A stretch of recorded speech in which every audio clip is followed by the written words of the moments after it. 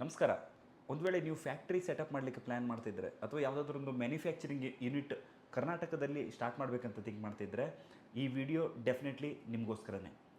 Generally ಏನಾಗುತ್ತೆ ಅಂತ ಹೇಳಿದರೆ, ಬಿಸ್ನೆಸ್ ಸ್ಟಾರ್ಟ್ ಮಾಡುವಾಗ ನೀವು ಫ್ಯಾಕ್ಟ್ರಿ ಸೆಟಪ್ ಮಾಡಲಿಕ್ಕೆ ನೋಡ್ತಾ ಇರ್ತೀರಿ, ಪ್ಲ್ಯಾಂಟ್ ಇನ್ಸ್ಟಾಲ್ ಮಾಡಲಿಕ್ಕೆ, ಮೆಷಿನರಿ ಇನ್ಸ್ಟಾಲ್ ಮಾಡಲಿಕ್ಕೆ, ಬಿಸ್ನೆಸ್ ಸ್ಟಾರ್ಟ್ ಮಾಡಲಿಕ್ಕೆಲ್ಲ ಏನೆಲ್ಲ ಅಗತ್ಯ ಇದೆ, ರಾ ಮೆಟೀರಿಯಲ್ ಪರ್ಚೇಸ್, ಅದರ ಬಗ್ಗೆ ಪ್ಲ್ಯಾನ್ ಮಾಡ್ತಿರ್ತೀರಿ. ಮೋಸ್ಟ್ ಇಂಪಾರ್ಟೆಂಟ್ಲಿ ಬಿಸ್ನೆಸ್ ಲೋನ್ಗೆ ನೀವು ತಿರುಗಾಡ್ತಾ ಇರ್ತೀರಿ. ಇದೆಲ್ಲರದ ಮಧ್ಯೆ ನೀವೊಂದು ಈ ಗೌರ್ಮೆಂಟ್ದು ಒಂದು ಇನಿಷಿಯೇಟಿವ್ ಇದೆ, ಇದನ್ನು ನೀವು ಕಂಪ್ಲೀಟ್ಲಿ ಮರ್ತಿರ್ತೀರಿ. ಹೆಚ್ಚಿನವ್ರ ಬಗ್ಗೆ ಇದರ ಬಗ್ಗೆ ಗೊತ್ತೇ ಇಲ್ಲ. ಈ ಇನಿಷಿಯೇಟಿವ್ ಏನಂತ ಹೇಳಿದರೆ MSME ಡ್ಯೂಟಿ ಎಕ್ಸಂಪ್ಷನ್ ಸರ್ಟಿಫಿಕೇಟ್ ಅಂತ.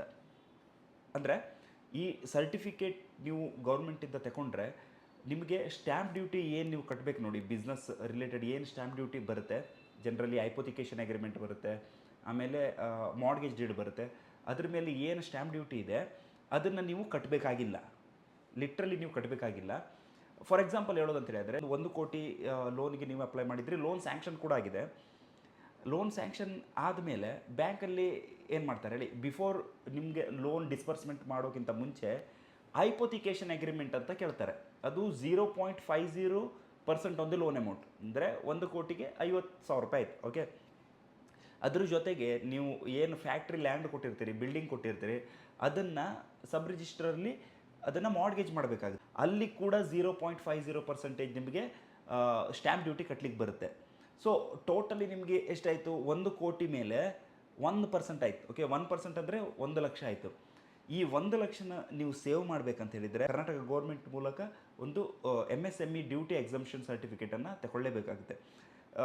ಇದು ಓನ್ಲಿ ಫಾರ್ ಮ್ಯಾನುಫ್ಯಾಕ್ಚರಿಂಗ್ ಇಂಡಸ್ಟ್ರಿ ಯಾರೆಲ್ಲ ಸ್ಟಾರ್ಟ್ ಮಾಡ್ತಿದ್ದಾರೆ ಅವ್ರಿಗೆ ಮಾತ್ರ ಇದು ಅಪ್ಲಿಕೇಬಲ್ ಆಗುತ್ತೆ.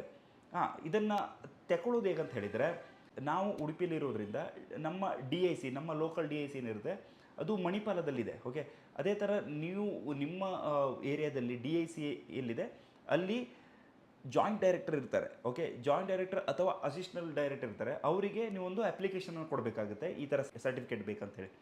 ಈ ಸರ್ಟಿಫಿಕೇಟ್ಗೆ ಜಾಸ್ತಿ ಏನು ಡಾಕ್ಯುಮೆಂಟ್ಸ್ ಬೇಕಾಗಿರೋದಿಲ್ಲ. ನೀವು ಆಲ್ರೆಡಿ ಲೋನ್ ತಗೊಳ್ಳೋಕ್ಕೆ ಏನೆಲ್ಲ ಡಾಕ್ಯುಮೆಂಟ್ಸ್ ಕೊಟ್ಟಿರ್ತೀರಿ ಅದೇ ಸೆಟ್ಟನ್ನು ಒಂದು ಇಟ್ಕೊಂಡಿರಿ. ಇಲ್ಲ ಅಂತ ಹೇಳಿದರೆ ನೀವು ಬ್ಯಾಂಕ್ ಮ್ಯಾನೇಜರ್ ಹತ್ರ ತಗೊಂಡು ಅದಿಷ್ಟನ್ನು ತಗೊಂಡೋಗಿ, ಈ ಸರ್ಟಿಫಿಕೇಟ್ ಕೊಡಲಿಕ್ಕೆ ನಿಮ್ಗೆ ಏನೆಲ್ಲ ಬೇಕಾಗುತ್ತೆ ಆ ಡಾಕ್ಯುಮೆಂಟ್ಸ್ ಒಳಗಡೆ ಇದ್ದಿರುತ್ತೆ. ಇದ್ರ ಜೊತೆಗೆ ಬ್ಯಾಂಕಲ್ಲಿ ಏನು ಲೋನ್ ಸ್ಯಾಂಕ್ಷನ್ ಆಗಿದೆ, ಲೋನ್ ಸ್ಯಾಂಕ್ಷನ್ ಲೆಟರ್ ಇದೆಯಲ್ಲ, ದಿಸ್ ಈಸ್ ವೆರಿ ಇಂಪಾರ್ಟೆಂಟ್. ಆ ಲೋನ್ ಸ್ಯಾಂಕ್ಷನ್ ಲೆಟರ್ ಮೇಲೇ ನಿಮಗೆ ಡ್ಯೂಟಿ ಎಕ್ಸಂಪ್ಷನ್ ಸರ್ಟಿಫಿಕೇಟನ್ನು ಇಶ್ಯೂ ಮಾಡ್ತಾರೆ. ಡೆಫಿನೆಟ್ಲಿ ಇದನ್ನು ಮಿಸ್ ಮಾಡ್ಕೊಳ್ಬೇಡಿ. ಇದರಿಂದ ನೀವು ಲಕ್ಷಗಟ್ಟಲೆ ದುಡ್ಡನ್ನು ಸೇವ್ ಮಾಡ್ಬೋದು. Thank you.